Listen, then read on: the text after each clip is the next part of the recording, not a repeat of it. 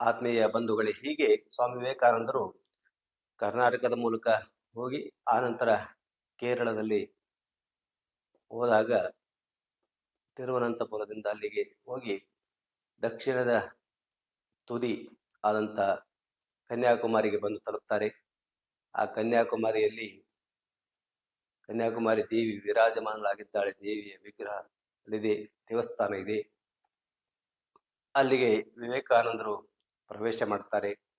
ಆ ಪ್ರವೇಶ ಮಾಡುವಂತ ಹಿನ್ನೆಲೆಯನ್ನ ರಾಷ್ಟ್ರಕವಿ ಕುವೆಂಪು ಅವರು ಬಹಳ ಅದ್ಭುತವಾಗಿ ಚಿತ್ರಿಸಿದ್ದಾರೆ. ಅವರ ವಿವೇಕಾನಂದರ ಕುರಿತಂತ ಬರೆದಂತಹ ಜೀವನ ಚರಿತ್ರೆಯಲ್ಲಿ ಯಾರಿವನು ಅಂತಕ್ಕಂಥ ಮೊದಲನೇ ಚಾಪ್ಟರ್ನಲ್ಲಿ ವಿವೇಕಾನಂದರು ಕನ್ಯಾಕುಮಾರಿಯ ಸುತ್ತಮುತ್ತಲು ಹೋದಾಗ ನಡೆದಂತ ಭಾವನೆಗಳನ್ನ ತಮ್ಮ ಕವಿ ಶೈಲಿಯಲ್ಲಿ ಹೇಳ್ತಾರೆ. ಏನಂತಂದ್ರೆ, ಅಲ್ಲಿನ ಪಶು ಪಕ್ಷಿಗಳೆಲ್ಲ ಮಾತಾಡ್ಕೊಳ್ಳುವಂತೆ ಯಾರಿವನು, ಇವನು ಛದ್ಮವೇಷದ ರಾಜಕುಮಾರನು ಅಂತ ಅಲ್ಲಿ ಜನ ಎಲ್ಲ ಮಾತಾಡ್ಕೊತಾ ಇದ್ದಾರೆ. ನೋಡಿದ್ರೆ ರಾಜಕುಮಾರನಾಗಿ ಕಾಣ್ತಾ ಇಲ್ಲ ಇದು ಅಂತ. ಅಷ್ಟು ವೈಭವ ಕೂಡಿರ್ತಕ್ಕಂಥ ವ್ಯಕ್ತಿತ್ವ ವಿವೇಕಾನಂದರಾಗಿತ್ತು. ಹಾಗೆ ಹೋಗಿ ಅಲ್ಲಿ ಅರ್ಚಕರೆಲ್ಲ ಮಾತಾಡ್ಕೊಂಡ್ರಂತೆ ಯಾರಿವನು, ನೋಡಿದವರೆಲ್ಲ ಆಶ್ಚರ್ಯದಿಂದ ನೋಡ್ತಿದ್ರು. ಇಂಥ ವ್ಯಕ್ತಿಯನ್ನು ನಾವು ನೋಡಿಲ್ವಲ್ಲ ಅಂತ ಆಶ್ಚರ್ಯ ಪಡ್ತಾ ಇದ್ರು ಅಂತ. ಅಂತ ಒಂದು ಪರಿಸ್ಥಿತಿಯಲ್ಲಿ ಅವರು ವಿವೇಕಾನಂದರ ಅದ್ಭುತವಾದಂಥ ವ್ಯಕ್ತಿತ್ವದಿಂದ ಒಳಗಡೆ ಕನ್ಯಾಕುಮಾರಿ ಒಳಗೆ ದೇವಿಯ ದೇವಸ್ಥಾನಕ್ಕೆ ಪ್ರವೇಶ ಮಾಡ್ತಾರೆ. ಅಲ್ಲಿ ಹೋಗಿ ದೇವಿಗೆ ನಮಸ್ಕಾರ ಮಾಡ್ತಾರೆ. ನಮಸ್ಕಾರ ಮಾಡಿ ಒಂದು ಅದ್ಭುತವಾದಂಥ ಪ್ರಾರ್ಥನೆಯನ್ನು ಮಾಡ್ತಾರೆ. ಹೇ ಜಗನ್ಮಾತೆ, ನನಗೆ ಮುಕ್ತಿ ಬೇಡ, ನನಗೆ ಸ್ವರ್ಗ ಸುಖ ಬೇಡ, ಈ ದೇಶದ ಜನರನ್ನ ಮೇಲೆತ್ತುವಂತ ಮಾರ್ಗವನ್ನು ನನಗೆ ತೋರಿಸಿಕೊಡು ಅಂತ ಹೇಳಿ ಪ್ರಾರ್ಥನೆ ಮಾಡ್ಕೋತಾರೆ. ನೋಡಿ, ಮಹಾತ್ಮರ ಪ್ರಾರ್ಥನೆ ಜನರ ನೋವುಗಳನ್ನು ನಿವಾರಣೆ ಮಾಡೋ ಸಲುವಾಗಿ, ತಮ್ಮ ಸಲುವಾಗಿ ಅವರು ಯಾವತ್ತು ಪ್ರಾರ್ಥನೆ ಮಾಡ್ಕೊಂಡು ಮುಕ್ತಿನೂ ಬೇಡ ಅಂದ್ರು ವಿವೇಕಾನಂದರು. ಸ್ವರ್ಗ ಸುಖ ಅಂತೂ ಬೇಡವೇ ಬೇಡ ಅಂತಂದ್ರು. ಹಾಗಾದ್ರೆ ಅವರಿಗೆ ಈ ಜನರ ಬಗ್ಗೆ ಇರ್ತಕ್ಕಂಥ ನೋವು ಎಷ್ಟು ಒಳಗಡೆ ತುಂಬಿಕೊಂಡಿತ್ತು, ಅದನ್ನ ನೋವು ನಿವಾರಣೆಗಾಗಿ ಏನ್ ಮಾಡ್ಬೇಕು ಅಂತ ತುಡಿತ ಎಷ್ಟಿತ್ತು ಅನ್ನೋದರ ಒಂದು ಪರಿಕಲ್ಪನೆ ನಮ್ಗೆ ಉಂಟಾಗತ್ತೆ. ದೇವಿಯ ಮುಂದೆ ಪ್ರಾರ್ಥನೆ ಮಾಡೋದ್ರ ಮೂಲಕ ಅದನ್ನ ಅವರು ವ್ಯಕ್ತಪಡಿಸ್ತಾರೆ. ಹಾಗೆ ವ್ಯಕ್ತಪಡಿಸಿ ನಮಸ್ಕಾರ ಮಾಡಿ ಹೊರಗೆ ಬರ್ತಾರೆ. ಹೊರಗೆ ಬಂದು ನೋಡಿದ್ರೆ ವಿಶಾಲವಾದ ಸಮುದ್ರ. ಅದನ್ನು ನೋಡಿ ಅವರ ಮನಸ್ಸು ಏನೋ ಒಂದು ರೀತಿಯ ಭಾವ ತರಂಗಗಳು ಒಳಗಡೆ ಹೇಳೋದಕ್ಕೆ ಪ್ರಾರಂಭ ಆಗತ್ತೆ. ತುಡಿತ ಅವರಿಗೆ ಇಡೀ ದೇಶವನ್ನ ಓಡಾಡಿ ನೋಡಿದ್ರು. ಇಲ್ಲಿ ವೇದನೂ ಇಲ್ಲ, ಶಾಸ್ತ್ರನೂ ಇಲ್ಲ, ಬರೀ ಕಂದಾಚಾರ, ಮೂಢಾಚಾರ ಇವುಗಳಂದೇ ತುಂಬಿಕೊಂಡಿದೆ ಜನ. ನಿಜವಾದ ಅಧ್ಯಾತ್ಮದಿಂದ ಬಹಳ ದೂರ ಇದ್ದಾರೆ. ನಿಜವಾದ ಅಧ್ಯಾತ್ಮ ಏನಾದರೂ ಒಂದು ವೇಳೆ ಇವರಿಗೆ ಜಾಗೃತ ಆದರೆ ಖಂಡಿತ ಈ ದೇಶ ಮೇಲೇಳುತ್ತೆ. ಆದರೆ ಜನ ಇನ್ನು ಕಂದಾಚಾರಗಳನ್ನೇ ಅಧ್ಯಾತ್ಮ ಅಂತ ತಿಳ್ಕೊಂಡಿದ್ದಾರೆ ಅಂತೇಳಿ ಅವತ್ತು ಹೇಳಿದ್ರು ವಿವೇಕಾನಂದರು. ಇವತ್ತು ಕೂಡ ಪರಿಸ್ಥಿತಿ ಹಾಗೇ ಇದೆ. ನಾವು ನಿಜವಾಗಿಯೂ ಆಧ್ಯಾತ್ಮಿಕ ವ್ಯಕ್ತಿಗಳಾಗೋದಕ್ಕೆ ಹೋಗ್ತಾ ಇಲ್ಲ. ಏನೋ ಆಚಾರ ವಿಚಾರಗಳನ್ನೇ ನಾವು ಹಾಗೆ ತಿಳ್ಕೊಂಡು ಹೋಗ್ತಾ ಇದ್ದೇವೆ.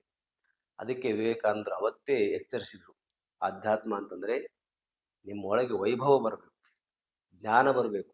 ಆ ಜ್ಞಾನದ ಪರಿಣಾಮದಿಂದ ನೀವು ಮಾಡುವಂತ ಕೆಲಸ ಕಾರ್ಯಗಳಲ್ಲಿ ಅದು ವ್ಯಕ್ತವಾಗಬೇಕು. ಇದು ಅಧ್ಯಾತ್ಮ ಅಂದ್ರೆ. ಹಾಗೆಲ್ಲ ವಿವೇಕಾನಂದರು ಭಾವಿಸ್ತಾ ಈ ದೇಶವನ್ನು ಮೇಲೆತ್ತಬೇಕಂದ್ರೆ ಆಧ್ಯಾತ್ಮವನ್ನು ಜಾಗೃತಗೊಳಿಸಬೇಕು ಅನ್ನುವಂತ ತೀರ್ಮಾನಕ್ಕೆ ಬರ್ತಾರೆ. ಅದಕ್ಕಿಂತ ಮೊದಲು ಅವರಿಗೆ ಅನಿಸಿದ್ದು, ಈ ಜನ ಎಲ್ಲ ಹಸಿದ ಹೊಟ್ಟೆಯಲ್ಲಿದ್ದಾರೆ, ಹಸಿದ ಹೊಟ್ಟೆಗೆ ನಾವೆಲ್ಲ ಧರ್ಮ ಬೋಧನೆಯನ್ನು ಮಾಡಬಾರದು, ಮೊದಲು ಅವರು ಹೊಟ್ಟೆ ತುಂಬಿಸೋದಕ್ಕೆ ಏನಾದರೂ ವ್ಯವಸ್ಥೆ ಮಾಡಬೇಕು ಅಂತ ಎಲ್ಲ ಭಾವನೆಗಳು ಬರ್ತಾ ಇರ್ತವೆ. ಅಲ್ಲಿ ಸಮುದ್ರದ ಅಲೆಗಳು, ಒಳಗಡೆಗೆ ಭಾವದ ಅಲೆಗಳು ಬಂದು ವಿವೇಕಾನಂದರಿಗೆ ಅಲ್ಲಿ ದೂರದ ಏನೊಂದು ಕಾಣಿಸುತ್ತೆ, ಬಂಡೆಗಲ್ಲು. ಅವ್ರಿಗೆ ಏನು ಅನಿಸ್ತೋ ಏನೋ, ಅಲ್ಲಿಗೆ ಹೋಗ್ಬೇಕು ಅಂತ ಅನಿಸ್ತು. ಅದೇ ಅಂಬಿಗನನ್ನು ಕೇಳಿದ್ರು, ಅಲ್ಲಿ ಬಿಡ್ತೀಯ ಅಂತ. ಅವನು ಹೇಳಿದ, ದುಡ್ಡು ಕೊಟ್ಟರೆ ಬಿಡ್ತೇನೆ ಅಂತ. ವಿವೇಕಾನಂದರು 7 ವರ್ಷಗಳಿಂದ ದುಡ್ಡನ್ನೇ ಮುಟ್ಟಿರಲಿಲ್ಲ. ಯಾವಾಗ ಅವರು ಭಾರತನಗರ ಮಠದಿಂದ ಹೊರಟಿದ್ರು ಇಲ್ಲಿ 7 ವರ್ಷಗಳ ಕಾಲ ಭಾರತದಲ್ಲಿ ಸಂಚರಿಸುವಾಗ ದುಡ್ಡನ್ನು ಮುಟ್ಟಬಾರದು ಅಂತ ಒಂದು ಸಂಕಲ್ಪವನ್ನು ಮಾಡ್ಕೊಂಡಿದ್ರು. ಆದ್ರೆ ಅವ್ರಿಗೆ ದುಡ್ಡಿಲ್ಲ. ಅವನಿಗೆ ಹಾಗಾದ್ರೆ ಬಿಡಕ್ಕಾಗಲ್ಲ ಅಂತ ಅಂಬಿಗ. ಅದಕ್ಕೆ ವಿವೇಕಾನಂದರು ಈಜಿ ಹೋಗಿ ಅಲ್ಲಿ ದೊಡ್ಡ ಬಂಡೆ ಮೇಲೆ ಕೂತ್ಕೊಂಡ್ರು. 3 ಹಗಲು 3 ರಾತ್ರಿ ಧ್ಯಾನಸ್ಥರಾದ್ರು. ಅವರ ಧ್ಯಾನ ಏನ್ ಮಾಡಿದ್ರು ಯಾರಿಗೂ ಗೊತ್ತು. ಬಹುಶಃ ಹೀಗಿರ್ಬೋದು ಅಂತ ನಾವು ಊಹಿಸ್ಬೋದು. ಅವರ ಧ್ಯಾನದ ವಸ್ತು ಅವರೇ ಹೇಳುವ ಹಾಗೆ ದೇವರಾಗಿರಲಿಲ್ಲ, ಭಾರತ ಮಾತೆ ಆಗಿತ್ತು.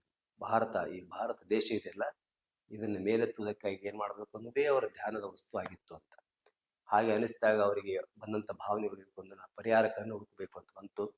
ಆವಾಗ ಹೊರ ಬಂದವರೇ ಅನಿಸ್ತು. ಅವಾಗ ಬಹಳ ಜನ ಸಜೆಸ್ಟ್ ಮಾಡಿದ್ರು ಏನಂತಂದರೆ, ಚಿಕಾಗೋದಲ್ಲಿ ಸರ್ವಧರ್ಮ ಸಮ್ಮೇಳನ ನಡೀತಾ ಇದೆ, ನೀವು ಅದಕ್ಕೆ ಹೋಗಬೇಕು ಅಂತ ಹೇಳಿ. ಈ ಸನ್ಯಾಸದ ಅವರು ವಿವೇಕಾನಂದರು ಯಾವಾಗಲೂ ಭಗವಂತನ ಒಂದು ಆದೇಶಕ್ಕಾಗಿ ಕಾಯ್ದುಕೊಂಡು ಕೂತಂಥವ್ರು, ಯಾವುದನ್ನು ತಾವಾಗೆ ಮಾಡುವಂಥವರಲ್ಲ. ಅದಕ್ಕೆ ವಿವೇಕಾನಂದರು ಭಗವಂತನ ಆದೇಶ ಆದರೆ ಹೋಗ್ತೇನೆ ಅಂತಕ್ಕಂಥ ಭಾವನೆಯಲ್ಲಿದ್ದರು. ಈಗ ಅವರಿಗೆ ಅನ್ನಿಸ್ತು ತಾನು ಅಲ್ಲಿ ಹೋಗಬೇಕು, ಪಾಶ್ಚಿಮಾತ್ಯ ರಾಷ್ಟ್ರಗಳಿಗೆ ಹೋಗಬೇಕು, ನಮ್ಮ ಅಧ್ಯಾತ್ಮವನ್ನು ಅವರಿಗೆ ಕೊಡಬೇಕು, ಅವರಿಂದ ಮಾಡರ್ನ್ ಎಜುಕೇಷನ್ ಮತ್ತು ಟೆಕ್ನಾಲಜಿ ತಾಂತ್ರಿಕ ಜ್ಞಾನವನ್ನು ತೆಗೆದುಕೊಂಡು ಇಲ್ಲಿ ಬಂದು ಅದನ್ನು ಹಣ ಮತ್ತು ತಾಂತ್ರಿಕ ಜ್ಞಾನ ಎಲ್ಲವನ್ನು ಅಲ್ಲಿಂದ ಇಲ್ಲಿ ತರಬೇಕು, ನಮ್ಮಲ್ಲಿರ್ತಕ್ಕಂಥ ಆಧ್ಯಾತ್ಮಿಕತೆಯನ್ನು ಅವ್ರಿಗೆ ಕೊಡಬೇಕು. ಯಾಕಂದರೆ ಅಲ್ಲಿ ಭೋಗನ ತುಂಬ ಹೋಗಿಬಿಟ್ಟಿದ್ದಾರೆ. ಅವರಿಗೆ ಈ ಅಧ್ಯಾತ್ಮದ ಒಂದು ಪರಿಚಯ ಮಾಡಿಕೊಟ್ಟರೆ ಅವರಿಗೆ ಭೋಗದ ನಂತರ ಪಡೆಯಬಹುದಾದ ಸ್ಥಿತಿ, ಶಾಂತ ಮನಸ್ಥಿತಿ ಅವರಿಗೆ ಬರಬೇಕು ಅಂತಂದರೆ ಅವರಿಗೆ ಆಧ್ಯಾತ್ಮಿಕತೆಯನ್ನು ಕೊಡಬೇಕು ಅಂತ. ಹಾಗೆ ವಿವೇಕಾನಂದರ ಮನಸ್ಸು ಭಾವಿಸುತ್ತೆ. ಆದರೂ ಮತ್ತೆ ಮದ್ರಾಸಿಗೆ ವಾಪಸ್ ಬರ್ತಾರೆ. ಬಂದ ಮೇಲೆ ಅಲ್ಲಿ ಇದಕ್ಕೆ ಹೋಗಬೇಕು ಬೇಡ ಅಂತಕ್ಕಂಥ ಒಂದು ಸಂದಿಗ್ಧತೆಯಲ್ಲಿರ್ತಾರೆ.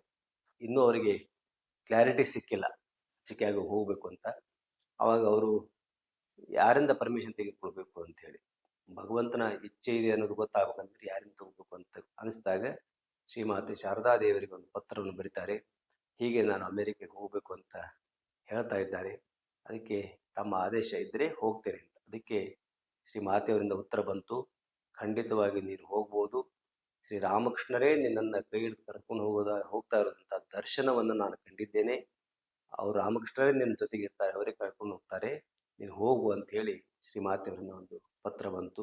ಅಲ್ಲಿಗೆ ಅವರ ಒಂದು ದ್ವಂದ್ವ ಮನಸ್ಥಿತಿಯಿಂದ ಹೊರಬಂದು ಸ್ಪಷ್ಟತೆ ಬಂದು ವಿವೇಕಾನಂದರು ಅಮೆರಿಕೆಗೆ ಹೋಗೋದಕ್ಕೆ ಸಿದ್ಧರಾದರು. 1893 ಸೆಪ್ಟೆಂಬರ್ 11ರಂದು ಆ ಚಿಕಾಗೋದಲ್ಲಿ ಸರ್ವಧರ್ಮ ಸಮ್ಮೇಳನ ಇದ್ದದ್ದು. ಆದರೆ ವಿವೇಕಾನಂದರು 1-2 ತಿಂಗಳು ಮೊದಲೇ ಜುಲೈನಲ್ಲೇ ಅಲ್ಲಿನ ಮುಂಬೈಯಿಂದ ಹಡಗಿನಲ್ಲಿ ಅಮೆರಿಕದತ್ತ ಪ್ರಯಾಣವನ್ನು ಬೆಳೆಸ್ತಾರೆ.